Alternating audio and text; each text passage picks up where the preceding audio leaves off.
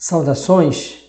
Sejam bem-vindos a mais uma aula do estudo sistematizado da doutrina espírita da Casa Espírita Nosso Lar.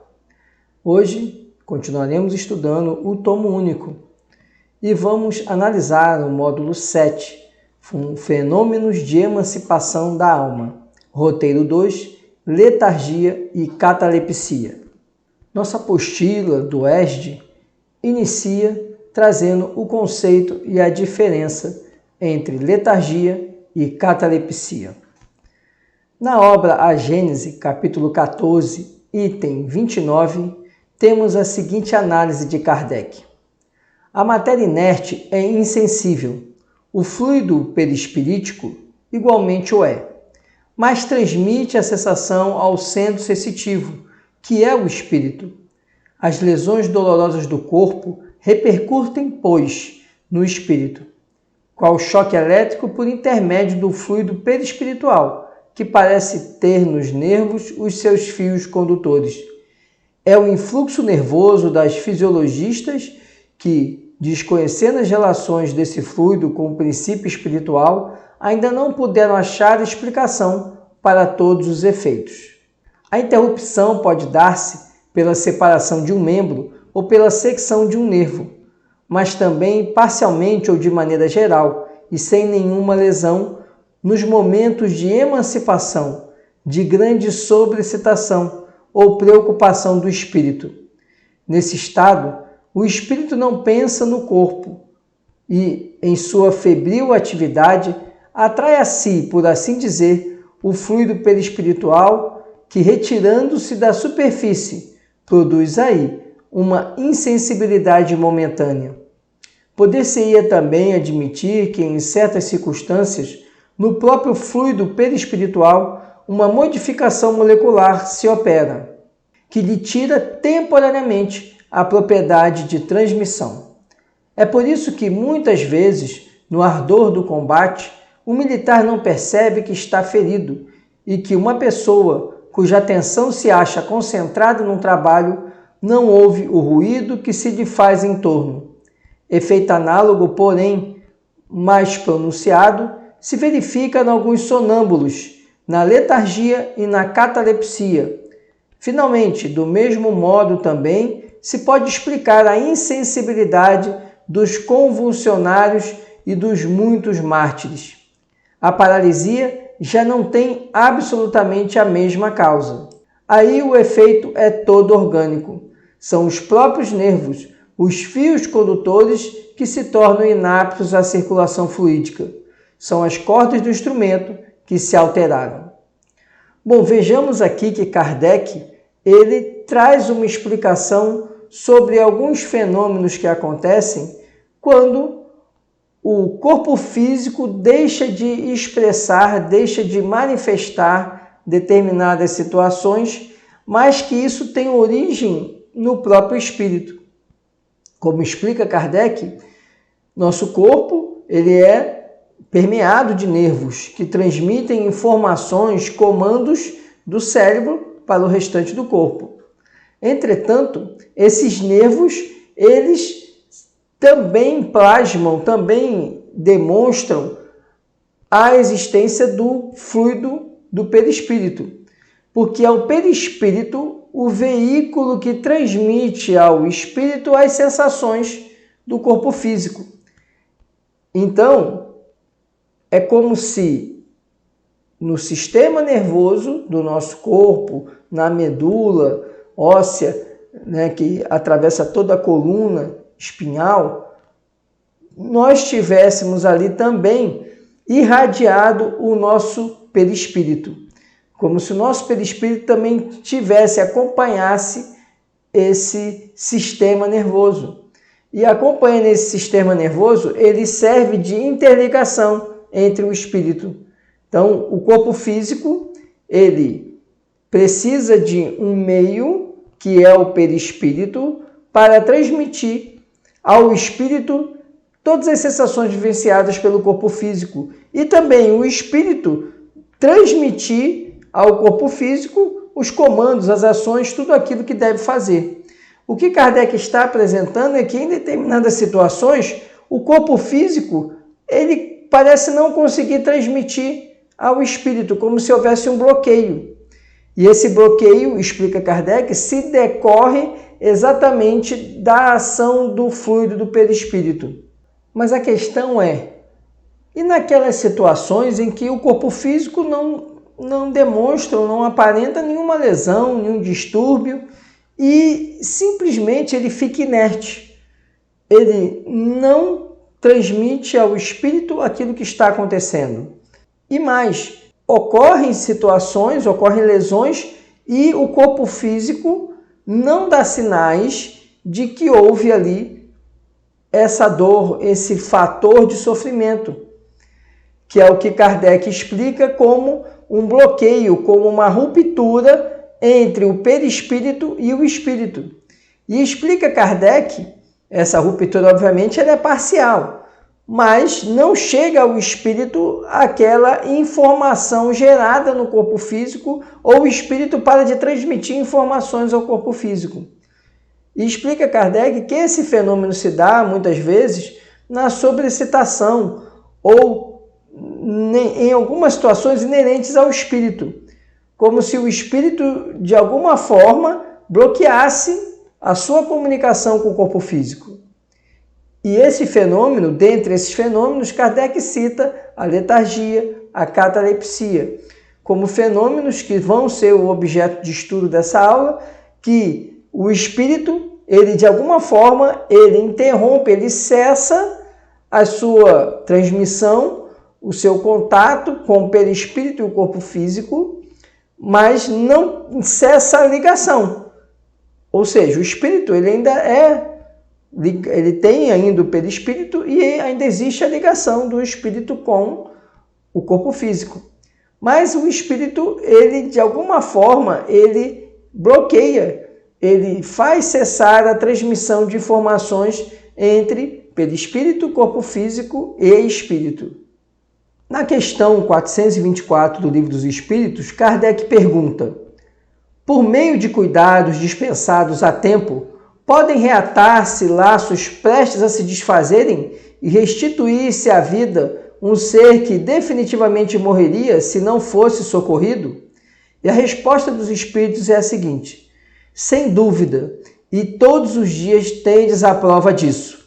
O magnetismo, em tais casos, constitui muitas das vezes poderoso meio de ação, porque restitui ao corpo o fluido vital que lhe falta para manter o funcionamento dos órgãos. E Kardec fez os seguintes comentários sobre essa resposta.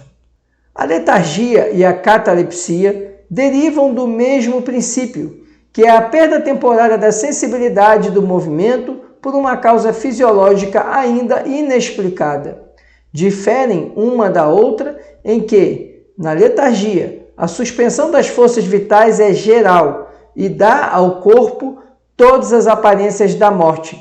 Na catalepsia, fica focalizada, podendo atingir uma parte mais ou menos extensa do corpo, de sorte a permitir que a inteligência se manifeste livremente, o que a torna inconfundível com a morte. A letargia é sempre natural. A catalepsia é por vezes espontânea, mas pode ser provocada e suprimida artificialmente pela ação magnética. Vejamos aqui que os espíritos, então, nos informam que mesmo uma pessoa que esteja ali prestes à morte, à beira da morte, pode, através do socorro adequado, e explica a espiritualidade que esse socorro também consiste ali na transferência de fluidos no magnetismo animal, em que há a transferência de fluidos de um transmissor para um receptor, pode ali restaurar as forças do indivíduo e salvá-lo, e permitir que não ocorra a morte, o desligamento total do espírito do corpo físico. E Kardec, então, completa, dizendo que o mesmo ocorre com a letargia e a catalepsia, porque nós temos ali uma ação magnética. O fenômeno que se dá na letargia, que é a falsa impressão de uma morte física, indica que a ação magnética, a ação de fluidos magnéticos vão restaurar exatamente o perispírito naquele ponto onde há a ruptura. E o mesmo na catalepsia, em que o indivíduo, ele, embora consciente, ele por algum motivo, ele não consegue fazer determinados movimentos ou tomar ações ou até se movimentar, andar, né? E aí isso está relacionado a um fenômeno cataléptico. E essa catalepsia ou a letargia, que é mais severa, elas podem ser cessadas através da ação magnética, da ação dos fluidos magnéticos, porque seriam fenômenos que estariam relacionados a alguma inconsistência, alguma imperfeição, alguma desconexão entre parte do perispírito com o corpo físico e o espírito também bloqueando esse contato. Na questão 423 do Livro dos Espíritos, Kardec pergunta: na letargia, pode o espírito separar-se inteiramente do corpo, de modo a imprimir-lhe todas as aparências da morte e voltar depois a habitá-lo? E a resposta da espiritualidade é a seguinte: na letargia, o corpo não está morto, porquanto há funções que continuam a executar-se. Sua vitalidade se encontra em estado latente, como na crisálida, porém não aniquilada. Ora, enquanto o corpo vive, o espírito se lhe acha ligado, rompendo-se, por efeito da morte real e pela desagregação dos órgãos, os laços que prendem um ao outro, integral se torna a separação, e o espírito não volta mais ao seu envoltório. Desde que um homem aparentemente morto volve à vida, é que não era completa a morte. Então Kardec agora pergunta exatamente sobre a letargia aos espíritos. E eles deixam bem claro uma coisa: na letargia, o espírito permanece ligado ao corpo físico. Porque o desligamento completo do espírito ao corpo físico faz com que ocorra o fenômeno da morte. Não há como voltar, não há como se refazer essa ligação daquele espírito àquele corpo físico. Rompida a ligação, cessada a vida naquele corpo físico e cessada a vinculação do espírito àquele corpo físico. Entretanto, no fenômeno da letargia, permanece o espírito ligado ao corpo físico. Apenas o que há é um bloqueio entre perispírito e o corpo físico. É como se nós tivéssemos um fio ligado e acionássemos o interruptor que desligasse a transmissão de informações. Onde está esse interruptor? Está exatamente no espírito. É o espírito que, por algum motivo, por alguma razão, bloqueia sua comunicação, a transmissão de informações através do perispírito para o corpo físico, ou parcialmente ou integralmente. Esse bloqueio é que consiste no fenômeno da letargia ou da catalepsia. E o que se vê, o que se tem, que os espíritos deixam claro, é que nesses fenômenos não há o rompimento da ligação do espírito com o corpo físico. Ele permanece ligado, entretanto, sem conseguir transferir informações e receber informações do corpo físico. Na questão 422 do Livro dos Espíritos, Kardec pergunta: os letárgicos e os catalépticos, em geral, veem e ouvem o que em derredor se diz e faz, sem que possam exprimir que estão vendo e ouvindo. É pelos olhos e pelos ouvidos que têm essas percepções? E a resposta dos espíritos é não, pelo espírito. O espírito tem consciência de si, mas não pode comunicar-se. E Kardec completa: por quê? E os espíritos esclarecem: porque a isso se opõe o estado do corpo. E esse estado especial dos órgãos vos prova que no homem há alguma coisa mais do que o corpo, pois que então o corpo já não funciona e, no entanto, o espírito mostra-se ativo. Vejam que, mais uma vez aqui, a espiritualidade é bem clara nas suas respostas e orientações. Então, quando o indivíduo está sob o efeito de uma letargia ou de uma catalepsia, muitas vezes, quando ele retorna desse estado, ele relata ter visto tudo o que aconteceu ou ter ouvido o que aconteceu. Entretanto, o que ele vê e ouve não é através dos sentidos do corpo físico. Essas percepções que ele tem são as percepções do espírito, porque o espírito continua ativo. Apenas há um bloqueio entre perispírito e corpo físico, impedindo que o espírito transfira comandos para o corpo físico e receba percepções do corpo físico, mas o espírito continua com sua capacidade, com sua vitalidade. E aí a espiritualidade diz ainda que o corpo, algum fenômeno que acontece entre o corpo e o espírito, causa essa interrupção das comunicações. Entretanto, embora o corpo ele esteja inerte, o espírito ele continua totalmente ativo. Por isso que muitos que retornam do estado de letargia e catalepsia informam terem visto tudo o que aconteceu, terem ouvido o que as pessoas conversaram. Na obra Gênesis, capítulo 14, item 30, Kardec faz a seguinte análise. Em certos estados patológicos, quando o espírito há deixado o corpo e o perispírito só por alguns pontos se lhe acha aderido, apresenta a ele, o corpo, todas as aparências da morte e enuncia-se uma verdade absoluta, dizendo que a vida aí está por um fio. Semelhante estado pode durar mais ou menos tempo. Podem mesmo algumas partes do corpo entrar em decomposição, sem que, no entanto, a vida se ache definitivamente extinta. Enquanto não se haja rompido o último fio, pode o espírito, quer por uma ação enérgica da sua própria vontade, quer por um influxo fluídico estranho e igualmente forte, ser chamado a volver ao corpo. É como se explicam certos fatos de prolongamento da vida contra todas as probabilidades e algumas supostas ressurreições. É a planta a renascer. Os fluidos, como às vezes se dá, de uma só fibrila da raiz. Quando, porém, as últimas moléculas do corpo fluídico se têm destacado do corpo carnal, ou quando este último há chegado a um estado irreparável de degradação, impossível se torna todo o regresso à vida. Agora aqui Kardec, na obra Gênese, nos explica o seguinte, que muitos fenômenos desses, de letargia, catalepsia, são devidos a essa interrupção de comunicação entre o perispírito, corpo físico e espírito. E que a ação de fluidos, a ação magnética de fluidos, ou então a ação enérgica do próprio espírito, faz retornar essa comunicação e o corpo físico retornar à percepção e aos comandos do espírito.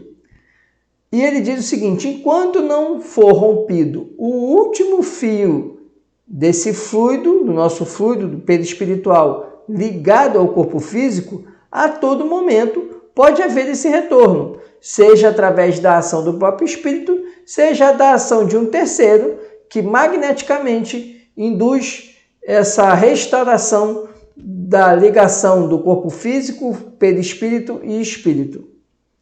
Mas, rompida a última fibra de ligação do fluido perispiritual ao corpo físico, não há mais como haver esse retorno. Vamos conhecer agora, através do nosso material do EJE, alguns casos de letargia. O primeiro caso, talvez o mais famoso que encontramos no Evangelho de João, é o caso de Lázaro, da ressurreição de Lázaro. Estava enfermo Lázaro de Betânia, da aldeia de Maria e Maria, sua irmã. Essa Maria, cujo irmão Lázaro estava enfermo, era a mesma que ungiu com bálsamo o Senhor e lhe enxugou os pés com os seus cabelos. Mandaram, pois, as irmãs de Lázaro dizer a Jesus, Senhor, está enfermo aquele a quem amas. Ao perceber a notícia, disse Jesus, esta enfermidade não é para a morte, e sim para a glória de Deus, a fim de que o Filho de Deus seja por ela glorificado. Ora, amava Jesus a Marta, e a sua irmã, e a Lázaro. Quando, pois, soube que Lázaro estava doente, ainda se demorou 2 dias no lugar onde estava. Depois, disse aos seus discípulos: Vamos outra vez para a Judéia. Disseram-lhe os discípulos: Mestre, ainda agora os judeus procuravam apedrejar-te, e voltas para lá? Respondeu-lhe Jesus: Não são 12 as horas do dia? Se alguém andar de dia, não tropeça, porque vê a luz deste mundo, mas se andar de noite, tropeça, porque nele não há luz. Isto lhe dizia, e depois lhes acrescentou: Nosso amigo Lázaro adormeceu, mas vou para despertá-lo. Disseram-lhe, pois, os discípulos: Senhor, se dorme, estará salvo. Jesus, porém, falara com respeito à morte de Lázaro, mas eles supunham que estivesse falado do repouso do sono. Então Jesus lhes disse claramente: Lázaro morreu, e por vossa causa me alegro de que lá não estivesse, para que possais crer. Mas vamos ter com ele. Então Tomé, chamado Dídimo, disse aos condiscípulos: Vamos também nós para morrermos com ele. Chegando, Jesus encontrou Lázaro já sepultado havia 4 dias. Ora, Betânia estava a cerca de 15 estádios, cada estádio equivale a 25 metros, perto de Jerusalém. Muitos dentre os judeus tinham vindo ter com Maria e Marta para as consolar a respeito de seu irmão. Marta, quando soube que vinha Jesus, saiu ao seu encontro. Maria, porém, ficou sentada em casa. Disse, pois, Maria a Jesus: Senhor, se estiveras aqui, não teria morrido meu irmão. Mas também sim que, mesmo agora, tudo quanto pedires a Deus, Deus te concederá. Declarou-lhe Jesus: Teu irmão há de ressurgir. Eu sei, explicou Marta, que ele há de ressurgir na ressurreição no último dia. Disse-lhe Jesus: Eu sou a ressurreição e a vida. Quem crê em mim, ainda que morra, viverá. E todo que vive e crê em mim, não morrerá eternamente. Creis isto? Sim, Senhor, respondeu ela. Eu tenho crido que tu és o Cristo, o Filho de Deus, que devia vir ao mundo. Tendo dito isto, retirou-se e chamou Maria, sua irmã, e lhe disse em particular: O Mestre chegou e te chama. Ela, ouvindo isto, levantou-se depressa e foi ter com ele, pois Jesus ainda não tinha entrado na aldeia, mas permanecia onde Marta se avistara com ele. Os judeus que estavam com Maria em casa e a consolavam, vendo-a levantar-se depressa e sair, seguiram-na, supondo que ela ia ao túmulo para chorar. Quando Maria chegou ao lugar onde estava Jesus, ao vê-lo, lançou-se-lhe aos pés, dizendo: Senhor, se estiveras aqui, meu irmão não teria morrido. Jesus, vendo-a chorar, e bem assim os judeus que a acompanhavam, agitou-se no espírito e comoveu-se. E perguntou: Onde o sepultastes? Eles lhe responderam: Senhor, vem e vê. Jesus chorou. Então disseram os judeus: Vede quanto o amava. Mas alguns objetaram: Não podia ele, que abriu os olhos ao cego, fazer que este não morresse? Jesus, agitando-se novamente em si mesmo, encaminhou-se para o túmulo. Era este uma gruta, a cuja entrada tinham posto uma pedra. Eleve, pois, aquele que se ache compenetrado desta verdade, o seu pensamento a Deus, quando sinta aproximar-se o sono, e peça o conselho dos bons espíritos e de todos cuja memória lhe seja cara, a fim de que venham juntar-se-lhe nos curtos instantes de liberdade que lhe são concedidos, e ao despertar, sentir-se-á mais forte contra o mal, mais corajoso diante da adversidade. Então ordenou Jesus: Tirai a pedra. Disse-lhe Marta, irmã do morto: Senhor, já cheira mal, porque já é de 4 dias. Respondeu-lhe Jesus: Não te disse eu que, se creres, verá a glória de Deus?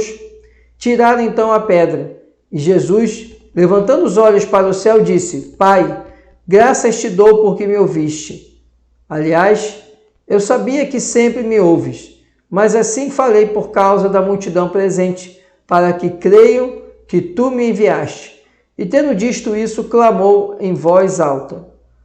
Lázaro, vem para fora. Saiu aquele que estivera morto, tendo os pés e as mãos ligados com ataduras e o rosto envolto no lenço. Então lhes ordenou Jesus: desatai-o e deixai-o ir. Muitos, pois, dentre os judeus que tinham vindo visitar Maria, vendo o que fizera Jesus, creram nele. Outros, porém, foram ter com os fariseus e lhes contaram dos feitos que Jesus realizara. Veja aqui no Evangelho de João a narrativa do caso de Lázaro. Jesus, Espírito puro que tem toda a capacidade de mover os fluidos e de restaurar situações fluídicas que estão deturpadas. É assim que Jesus realizou todas as suas curas. E é assim também que Jesus desperta Lázaro da letargia. Jesus, então, faz com que aqueles que acreditavam que Lázaro estava morto vissem ali o Lázaro revivido. É muito simbólica essa ação de Jesus quando ele se aproxima do túmulo onde está Lázaro e então pede para que retirem a pedra. Jesus, lógico, com sua capacidade fluídica, ele que fez acerenar mares revoltosos, poderia muito bem mover o vento e fazer a pedra se deslocar. Mas queria Jesus ali mostrar que nós, homens, nós encarnados, somos seus colaboradores. Ele nos convida a todo momento para tirar as pedras que causam obstáculo de todos, de nós e dos nossos semelhantes, no acesso a Deus. Então ele convoca para que tirem a pedra. E então ele não fala para irem tirar Lázaro, para recolherem Lázaro, não. Ele movimenta mais uma vez os fluidos e restaura ali as ligações fluídicas que estavam conturbadas em Lázaro e chama Lázaro para fora, chama Lázaro até ele, significando que a todo momento Jesus nos convida para irmos até ele. Então, Jesus, mais uma vez, pede para que aqueles que ali estavam, assim que Lázaro chega, já ressurrecto, chega para fora, pede para que desatem Lázaro e deixem-o ir. Deixando claro que Jesus também nos convida a libertar, a auxiliar a libertação daqueles que precisam e desejam ser libertados, mas que esse ato de libertar o outro não significa que o outro nos deve nada, nem que o outro deve cumprir nossas deliberações, e sim devemos respeitar a liberdade do outro, assim como ele respeitava a liberdade de todos. Deixe o outro livre para praticar os atos que lhe aproverem, para evoluir naquilo que puder e resgatar os débitos que tiver que resgatar. Esse é o sentido dessa passagem de Lázaro, que mostra aí o fenômeno da letargia e o magnetismo de Jesus funcionando para restaurar as ligações fluídicas que estavam ali combalidas em Lázaro. O segundo caso está no Evangelho de Marcos e é o caso da filha de Jairo. Tendo Jesus passado novamente de barca para outra margem, logo que desembarcou, grande multidão se lhe apinhou ao derredor. Então o chefe da sinagoga, chamado Jairo, veio ao seu encontro e, aproximando ele, se lhe lançou aos pés a suplicar com grande instância, dizendo: tenho uma filha que está no momento extremo. Vem impor-lhe as mãos para curar-lhe e salvar a vida. Jesus foi com ele, acompanhado de grande multidão que o comprimia. Quando Jairo ainda falava, vieram pessoas que lhe eram subordinadas e lhe disseram: tua filha está morta, porque hás de dar ao mestre o incômodo de ir mais longe? Jesus, porém, ouvindo isso, disse ao chefe da sinagoga: não te aflijas, crê apenas. E a ninguém permitiu que o acompanhasse, senão a Pedro, Tiago e João, irmão de Tiago. Chegando à casa do chefe da sinagoga, viu ele uma aglomeração confusa de pessoas que choravam e soltavam grandes gritos. Entretanto, disse-lhes ele: por que fazeis tanto alarido e por que chorais? Esta menina não está morta, está apenas adormecida. Zombavam dele. Tendo feito que toda a gente saísse, chamou o pai e a mãe da menina e os que tinham vindo em sua companhia e entrou no lugar onde a menina se achava deitada. Tomou-lhe a mão e disse: Talita cumi, isto é, minha filha, levanta-te, eu te ordeno. No mesmo instante a menina se levantou e se pôs a andar, pois contava 12 anos, e ficaram todos maravilhados e espantados. Mais uma vez estamos aqui diante do fenômeno da letargia e da ação do fluido potente e puro de Jesus na restauração de abalos no perispírito. Vejam que uma situação interessante durante essa passagem de Jairo é que Jesus, sempre que percebia o tumulto, pedia para que os outros se afastarem. No início, quando Jairo vai ao seu encontro, ele está ali cercado de uma multidão que inclusive o comprimia. Quando recebe a notícia de que a filha de Jairo teria morrido, ele então dispensa a multidão para que ele pudesse realizar ali aquilo que precisava ser corrigido. E de novo, quando chega à porta da casa de Jairo, da mesma forma, toda aquela confusão, aquela turba, ela é dispensada por Jesus para que ele pudesse concentrar sua energia no auxílio da filha de Jairo. Significando que muitas vezes em nossa vida é necessário que nós tenhamos um momento reflexivo, tenhamos ali um momento de intimidade com Deus e com Jesus, porque nessas situações muito significativas, se nós nos deixarmos levar pelos burburinhos, pelo falar da multidão, nós vamos ficar perdidos e desequilibrados. Então Jesus, nesses dois momentos, ele sinaliza que para nós estarmos em perfeito contato com o Pai, é preciso nós sermos seletivos no momento das nossas companhias. O que não significa que nós não daremos atenção àqueles que necessitam, mas naquele momento que precisamos estar com o Pai, precisamos fazê-lo de maneira intensa, de maneira dedicada, de maneira quase que exclusiva. Vejam que Jesus continua na companhia de Jairo e pede apenas para Pedro, Tiago e João acompanhá-lo. Dispensa inclusive outros discípulos que estavam ali fazendo parte daquela comitiva, daquele aglomerado de pessoas. Então, nos mostra essa passagem do Evangelho de Marcos, não só a capacidade de Jesus de, com o seu fluido puro e intenso, magneticamente sanar situações de distúrbios, no caso aí de uma letargia, como também que ele, mesmo Jesus, precisava ser seletivo nesses momentos, precisava evitar a aglomeração e a confusão de ideias que um grupo ali perdido em suas orientações, esse grupo pode repercutir negativamente no momento em que você se liga à espiritualidade superior. Outro caso apresentado agora no Evangelho de Lucas é o filho da viúva de Naim. No dia seguinte, dirigiu-se Jesus para uma cidade chamada Naim. Acompanhavam-no seus discípulos e grande multidão de povo. Quando estava perto da porta da cidade, aconteceu que levaram a sepultar um morto, que era filho único de sua mãe, e essa mulher era viúva. Estavam com ela grande número de pessoas da cidade. Tendo-a visto, o Senhor se tomou de compaixão para com ela e lhe disse: não chores. Depois, aproximando-se, tocou o esquife, e os que o conduziam pararam.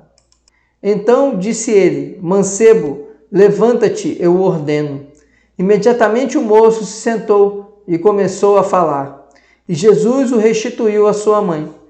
Todos os que estavam presentes ficaram tomados de espanto e glorificavam a Deus, dizendo: Um grande profeta surgiu entre nós e Deus visitou o seu povo. O rumor desse milagre que ele fizera se espalhou por toda a Judéia e por todas as regiões circunvizinhas. Mais uma vez aqui temos um caso em que o indivíduo, o jovem, ele estava ali na condição de letargia. E Jesus, percebendo isso, devido à sua capacidade, seu espírito intensamente evoluído, resolve então apaziguar, diminuir o sofrimento daquela mãe, que era, já sendo viúva e perdendo o seu filho único, estaria agora ao completo desamparo, porque naquela época sempre havia uma certa dependência da mulher em relação ao homem, e quando a mulher era viúva e não tinha nenhum filho homem, ela ficava totalmente abandonada, né? Era considerada ali uma pessoa de má sorte, uma pessoa jogada aos dissabores da vida. Então Jesus se aproxima, toca ali o esquife, né, a urna, onde vinha o corpo do jovem, e dá a ordem ali para que ele se levantasse.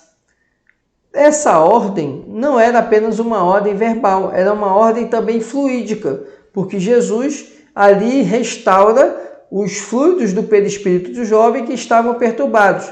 Mais uma vez precisamos lembrar que nesse caso o espírito do jovem permanecia ligado ao corpo. O jovem não estava morto, apenas ele estava atravessando uma perturbação perispiritual que causava ali essa impossibilidade do espírito se comunicar com o corpo físico. E Jesus, notando essa situação, resolve intervir e então ele dá o comando, ele transmite os fluidos magnéticos necessários à restauração do perispírito do jovem. São vários episódios envolvendo os fenômenos estudados. Trazemos ainda, nossa apostila do ERD traz ainda para reflexão o ocorrido com a médium Ivone do Amaral Pereira e por ela relatado no seu livro Recordações da Mediunidade. É o caso de morte aparente que ela relata na sua obra. Tendo vindo ao mundo na noite de Natal, 24 de dezembro, a 23 de janeiro, durante um súbito acesso de tosse em que sobreveio sufocação, fiquei como morta. Tudo indica que em existência pretérita eu morrera afogada por suicídio. E aquela sufocação no primeiro mês do meu nascimento nada mais seria que um dos muitos complexos que acompanham o espírito do suicida, mesmo quando reencarnado. Reminiscências mentais e vibratórias que o traumatizam por períodos longos, comumente.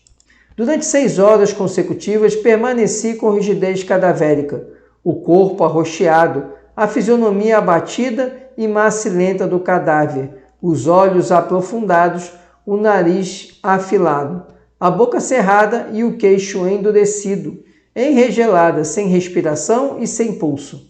O único médico da localidade, uma pequena cidade do sul do estado do Rio de Janeiro, hoje denominada Rio das Flores, mas então chamada Santa Teresa de Valença, o único médico e o farmacêutico, examinando-me, constataram a morte súbita por sufocação, a falta de outra causa-mortes mais lógica. A certidão de óbito foi, portanto, legalmente passada. Eu era recém-chegada na família e, por isso, ao que parece, minha morte não abalava o sentimento de ninguém, pois, havendo ao todo 28 pessoas na residência rural de minha avó materna, onde nasci, porquanto a família se havia reunido para as comemorações do Natal e do Ano Novo, ninguém demonstrava pesar pelo acontecimento, muito ao contrário do que se passara na residência do fariseu Jairo há quase 2000 anos. Vestiram-me então de branco e azul com o menino Jesus, com rendinhas prateadas na túnica de cetim, faixas e estrelinhas, e me engrinaldaram a fronte com uma coroa de rosinhas brancas. A essa mortuária, uma mesinha com toalhas rendadas com as velas e o crucifixo tradicional encontrava-se à minha espera, solenemente preparada na sala de visitas. nem minha mãe chorava. Mas esta não chorava porque não acreditava na minha morte. Opunha terminantemente que me expusessem na sala e encomendassem o caixão mortuário. A fim de não excitá-la, deixaram-me no berço mesmo, mas encomendaram um caixãozinho todo branco, bordado de estrelinhas e franjas douradas. Minha mãe, então, quando havia já 6 horas que eu me encontrava naquele estado insólito, conservando-se ainda católica romana por aquele tempo, e vendo que se aproximava a hora do enterro, retirou-se para um aposento solitário da casa, fechou-se nele, acompanhou-se de um quadro com estampa representando Maria, mãe de Jesus, e com uma vela acesa, prostrou-se de joelhos ali sozinha. E fez a invocação seguinte, concentrando-se em preces durante 1 hora. Maria Santíssima, Santa Mãe de Jesus e Nossa Mãe, vós que também fostes mãe e passaste pelas aflições de ver padecer e morrer o vosso Filho sob os pecados dos homens, ouviu o apelo da minha angústia e atendei-o. Senhora, pelo amor do vosso Filho, se minha filha estiver realmente morta, podereis levá-la de retorno a Deus, porque eu me resignarei à inevitável lei da morte. Mas se, como creio, ela estiver viva, apenas sofrendo um distúrbio cuja causa ignoramos, rogo a vossa intervenção junto a Deus, Pai, para que ela torne a si, a fim de que não seja sepultada viva. E como prova do meu reconhecimento por essa caridade que me fareis, eu vou-la entregarei para sempre. Renunciarei aos meus direitos sobre ela a partir deste momento. Ela é vossa, eu vou-la entrego. E seja qual for o destino que a esperar, uma vez retorne à vida, estarei serena e confiante, porque será previsto pela vossa proteção. Entrementes, ao se retirar do aposento onde se dera a comunhão com o alto, minha mãe abeirou-se do meu insignificante fardo carnal e tocou-o carinhosamente com as mãos repetidas vezes, como se transmitisse energias novas através de um passe. Então, um grito estridente como de um susto, de angústia, acompanhado de choro inconsolável de criança, surpreendeu as pessoas presentes. Minha mãe, provável veículo dos favores caritativos de Maria de Nazaré, levou-me do berço e despiu-me a mortalha, verificando que a grinalda de rosinhas me ferira a cabeça. Veja aqui então Ivone do Amaral Pereira nos relatando um fenômeno que ela vivenciou de letargia, que ela acredita estava relacionado a uma existência em que ela foi suicida. E esse fenômeno então veio a ser debelado exatamente pela ação dos fluidos magnéticos de sua mãe. Sua mãe, através da prece, teve o contato com a espiritualidade superior e recebeu influxos dessa espiritualidade superior que depois ela, através desses toques que fez na filha como se fosse um passe, conseguiu então restaurar ali a ligação, o perispírito que estava ali perturbado, deturpado da sua filha, de Ivone. Então o bebê retoma a vida que na verdade continuava presente, apenas estava acontecendo ali uma dificuldade, um bloqueio de acesso e de conexão entre o espírito e o perispírito e repercutindo então na inércia do corpo físico. Esse era o conteúdo que tínhamos para a aula de hoje. Agradeço muito a atenção de todos. Fiquem com Deus e até nossa próxima aula. Muita paz e muita luz.